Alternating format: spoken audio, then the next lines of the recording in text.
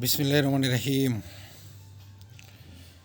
নিজের বাঁশ নিজে কিভাবে খাইতে হয় এটা ডক্টর শফিকুর রহমান বুঝে গেছে।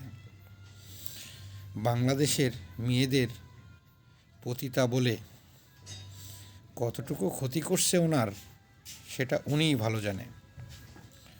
এদেশের মানুষ কর্মজীবী, এদেশের মা বোনেরা কর্ম করে খায়, কর্ম সবার প্রয়োজন আছে। আর আপনি সেই মা বোনদের বলছেন পতিতা। যারা রাস্তায় বের হয় তারা পতিতা। আপনার অ্যাকাউন্ট হ্যাক হয় নাই, কোনো কিছু হয় নাই, আপনি বলছেন অ্যাকাউন্ট হ্যাক হয়েছে। কথাগুলো তো আপনারই।